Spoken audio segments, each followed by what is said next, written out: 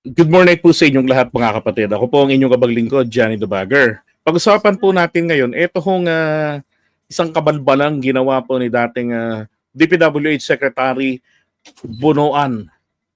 Naginoyo po ang ating presidente. Dati ko pang sinasabi yan na actually noong 2024, nung napahiya ang ating Pangulo, pagkatapos niyang ipagmalaki yung 5,500 bullshit flood control scam projects. Diba? Napahiya ang Pangulo doon dahil ang nag-fact check sa kanya ang langit na mismo. Pagkatapos niyang excuse me.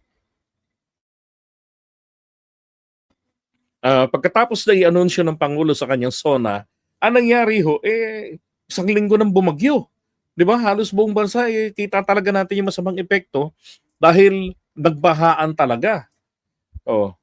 Tapos yun na nga, pinupuna ko na ng pinupuna dahil kako hindi magmamalaki ang Pangulo natin ng palpak na flood control projects at saka nakakagulat kako dahil 5,500 in just 2 years. Kalokohan yan. Yung kay Duterte ng 6 years, almost 14,000, hindi ko pinaniniwalaan yun Maski nung supporter pa ako nun Imposible dahil kung titignan niyo po yung isang proyekto, umaabot ng 2-3 taon bago ho natatapos. Tapos libo-libo, 'di ba? And then nagkaroon ng investigation at yun na nga ho lumitaw sa Senate investigation ni Amy na hoax. Kaya po tinawag ng Pangulo natin nung sumunod na SONA niya kasi personally nag-conduct din siya ng mga survey sa mga sinurvey niya rin yung mga lugar, nag-conduct din siya, tinignan niya. Nako, nakita nga niya pong ginogoyo rin siya ng mga taga-DPWH sa pinangakuan. This we're going to put this here, Mr. President, para wala na po ito. No? Di ba? Akala ng mga tungaw, hindi na babagyo. The following year, magsusona ang Pangulo, ano nangyari? 2025. Di ba? Bumisita ang Pangulo, nagulat, nandun. Nandun pa rin ang problema, yung solusyong pinangako, wala. Yung pera na, disgrasya. Kaya sabi ng Pangulo, mahiya naman kayo. Dapat ang sinabi niya doon mga walang hiya kayo. 'Di ba? So, yung katarantaduhan na nangyari na yan dyan sa DPWH, hindi po yan mangyayari nang wala pong imprimatur ng kanilang pinakapinuno. 'Di ba nabanggit nga rin ni Bernardo, merong kickback din si Bonoan. Ngayon, tumutugma po yung sinasabi ni Ping Lacson dito. Pero actually, hindi lang po si Ping Lacson ang unang nagbulgar nito Si Marcoleta ang unang nagbulgar nito during the Blue Ribbon hearing. Nang sinabi niya, yung ginagamit, yung nakalagay doon sa sumbong mo sa Pangulo, tignan nyo may intensyon talagang lokohin ng Pangulo at ang taong bayan. Intensyon na itago ang katotohanan. Explain ko sa inyo to. Based on my experience. So nagkaroon ng sumbong mo sa Pangulo website. Naalala niyo yung isang pinuntahan ni PBBM na dinatnan niya roon ang contractor ay mga diskaya sa Bulacan. Tapos parang nandoon lang sa may kangkungan, diba? Naglagay lang ng konting semento, may nakausling bakal, kinalawang na. Tapos nagkaroon lang ng mga panibagong bakal uli at akmang sisementohan na. Pero maikli lang, parang ilang di pa lang. Diba? Na sinasabi ng Pangulo, wala talagang ginawa. Pero alam niyo ho ba, nung tinignan ko yung coordinates doon, putragis, dahil ang bala ko noon, i-content ko, pupuntahan namin. Pupuntahan namin yun, ng survey channel. Bako ho, nung ginamit ko yung coordinates, dinala ko ng coordinates sa ayos na tulay.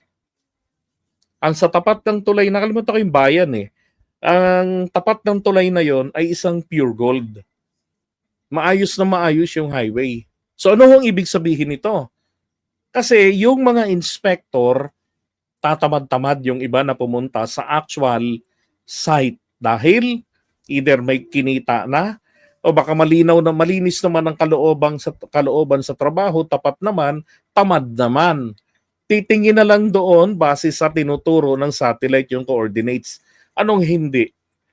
Anong nga naging problema doon? Hindi po niya makikita talaga yung actual. Ang makikita niya maayos. So anong ire-report niya ngayon? Completed. Pipirmahan niya, i-approve niya, completed. Pero ang totoo, nasa kabilang ibayo, nandun pala yung ghost project. Oh. 'Di ba? Imposibleng ano 'yun, imposibleng yung mga paulit-ulitang ganyan walang alam diyan si Bunoan. Ngayon, yung ang binabanggit din no, ni Marcoleta na mali yung ginamit doon sa sumbong mo sa Pangulo. Eh galing pong DPWH yung mga datos doon. At eto, pinatutunayan ngayon ni Senator Ping Lacson. I received reliable information that former DPWH Secretary Manuel Bonoan deliberately submitted to Malacanang incorrect grid coordinates of thousands of flood control projects all over the country which form part of the Sumbong sa Pangulo website. I received reliable information. You see? Lang ya. Kaya ho nung si Bunoan, 'di ba hindi pa nakakauwi ngayon? Oh, tumakas eh. 'Di ba? Langhiya. Yan ang kalupitan ng mga korap dito sa Pilipinas. Yan rin ang sinasabi ko na hindi porke nagsasabing ako ay Marcos loyalist, hindi na ho wawalang hiyain ng ating Pangulo. Bagamat yan pa nga ang nagagamit para magsamantala sila. Dahil nasa kanila ang buong pagtitiwala ng Pangulo eh. Di ba? Isipin mo gaano kasakit sa Pangulo yun anong ini-interview ni TP noong 2021. I believe that was September 2021. Kasi nga, tinatanong siya kung kakandidato ba siya sa national, magpapangulo, mag-BBC. Pero ayaw niyang sagutin pa noon. Pero ang ina-insist niya noon, talagang he is ready. Ay ano nangyari? Di ba? Napakawalang hiyang putya. Niloko nila ang Pangulo. So, sinamantala nila yung kabaitan. Yan ang sinasabi sa amin ng kapatid ni FL Lisa noong 2022 nung nasa BBM HQ kami na kayong mga vloggers, we suggest na magbantay gobyerno kayo rather than seeking employment with us. Kasi yung mga kasama ko ang gusto magtrabaho sa gobyerno, yung mga maliliit yung kanilang engagement, yung possibility after ng campaign period, wala nang buhay yung mga channel nila, yung mga pages nila. So gusto nila ng trabaho mula sa Malacanang. Eh kaso nga, yung iba mga high school graduate, undergraduate, hindi nakatapos ng kolehiyo, na hindi nakatungtong ng second year yung iba, so disqualified. Ang sabi sa amin, maganda naman ang kita ninyo dyan, yung ayusin nyo lang yung content ninyo. Isa lang hinihingi namin doon na hindi kami napagbigyan. Ang pinupus ko noon ay bigyan nyo ng access ang mga admin vloggers. Identify the admin vloggers na i-assign doon sa mga proyekto ng gobyerno para natututukan ito, para naiiwasan yung mga substandard. 'Di ba? Na makikita talaga, wala, hindi kami pinagbigyan. At saka alam nyo, balikan natin tong kinabunuan na ito. Ang naisip ko nga kanina, talaga hong may plano talaga na paglololokohin dito yung ating Pangulo. Isipin nyo ha, magbibigay ng mali-maling coordinates, 'di ba? Doon sa sumbong mo sa Pangulo. Bakit? Kasi pag tinignan 'yan, gagamitin 'yon. Akala kasi ng DPWH po mga kapatids, nung gawin yung website, yung entry doon sa website, yung datos, iyon ang gagamitin ng taong bayan at ng gobyerno sa pag-iimbestiga. Hindi nila akalain na ang panawagan ng ating Pangulo, maybe natunugan na rin ng Pangulo o baka na-feed na rin sa Pangulo na Mr. President, yung website po na pinagawa ninyo at ginamitan ng coordinates, hindi accurate yung mga datos na yan. Ililigaw niyan kayo sa napakaraming mga coordinates na yan pero hindi talaga doon yung exact location. Diba? Kaya ang panawagan ng Pangulo natin, kung sa lugar ninyo ay may flood control projects, tignan nyo, baka nandito sa website. Tignan nyo magkano yung pondo. Ano na yung status dito? At marami tayong kababayan ang nakakita ng project doon na tarpaulin lang ang nakalagay.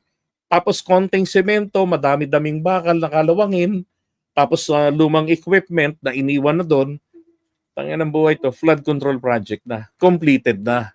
Oh, 'di ba? So inire-report 'yun ng mga tao, nagsi-send sila ng pictures. O ako nga may mga sinend rin ako may mga nakita rin ako sa ibang lugar eh. Pag tinignan mo, ang ganda ha. Pero problema ito, hindi tulay yung ginawa eh. Ang ginawa eh, revetment. Yung ginawa, yung gilid ng ilog. Kaya nga yung malapit dito sa amin eh. Yan, napakababa yung ginagawa dyan na may 10 taon na. Panahon pa ni Duterte yun. Parang panahon pa ni Pino yung sinimulan. No, pag bumaha, laging tinatabunan. Ngayon, nung nagkabulilyasuhan ng ganyan, anong nangyari ho? Aba, umayos, tumaas yung pader. No, tapos paikot na, dulo sa dulo na. Gumanda na yung ano nila. Tapos yung bakal na ibinabaon nila, na dati kakapiranggot lang. Tek, dinudugtungan, ang haba na. Ganun ang naging epekto sa mga proyekto ngayon na nagkabuking-bukingan. Kaya lang, yung lahat ng dumi, pilit ipinapahid sa Pangulo natin dahil ang layunin nila bago pa pumutok ang problema na to ng flood control, patalsikin na talaga si PBBM. Kaya kahit ano hong nangyayari, di ba, pilit na ibabato sa Pangulo. Yung mga ayaw maniwala sa Pangulo, ito na lang kung kayo ang nasa kalagayan niya na sa mahabang panahon pinagbibintangan kayong nagnakaw, sa kaban ng bayan kaya kayo napalayas. Ngayon, nagkaroon ka ng pagkakataon na magsilbi sa taong bayan. Maglalakas loob ka bang magnakaw? Na alam mo kung ano ang consequences? 'Di ba? Na hindi lang kayo po pwedeng mapalayas, kundi forever na hindi na kayo pagtitiwalaan ng taong bayan. Dadamay mo pa ang iyong pamilya, ang iyong angkan, ang iyong mga anak. Would you do that? 'Di ba? Oh. Grabe. Grabe yung mga etong mga tao ng Pangulo natin. Ang lakas ng loob na gaguhin. Kaya lang taong bayan ng lugi eh. 'Di ba? Kaya dapat itong si Bonoan, madampot yan, mahagilap yan, mapanagot yan. Nako. Hindi porket matanda na, libre na. 'Di ba? Mapanagutin dapat yan. Okay, so iwan na natin na yan. Itong si Bonoans.